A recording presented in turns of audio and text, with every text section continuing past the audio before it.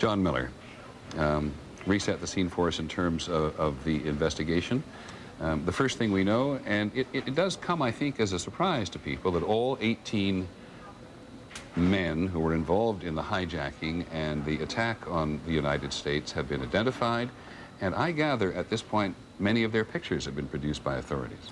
The Justice Department certainly tells us they have all those pictures. They had intended to release them to us this evening, and now there is some second guessing on that, so we're not sure that that's going to happen. That's also bringing us up to date.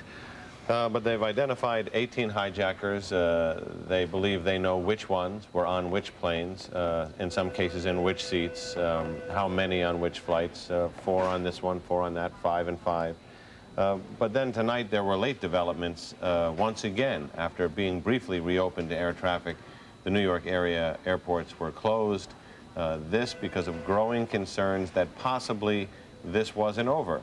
Those concerns stemmed from 2 men who were taken into custody at Kennedy Airport, detained, still being questioned, identified by sources as Saudis who presented plane tickets issued for Tuesday, the day that all of this havoc began, trying to use those tickets tonight on a cross-country journey.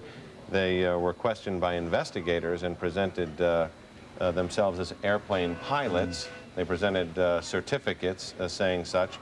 So they're being checked out to determine if, in fact, their names are on these watch lists that authorities have collected and expanded on. Is there some possibility there that they may be genuine Saudi pilots trying to go on meet flights in other parts of the country? Wasn't the impression authorities had, but I think we've learned in this story that many things that we're told that are certain to be fact later shift as things develop. So I'm going to stop short at saying they're still under scrutiny and in the hands of law enforcement and not yet released. Many thanks. Earlier today at LaGuardia, 3 men stopped and detained.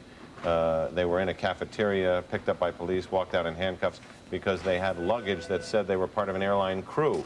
Authorities say they, in fact, are not. So they're trying to figure out who are these guys, where are they going, are they up to something? In terms of leads, I think I asked Brian Ross this earlier and asked you the same question. The FBI says they have had thousands of leads, thousands of tips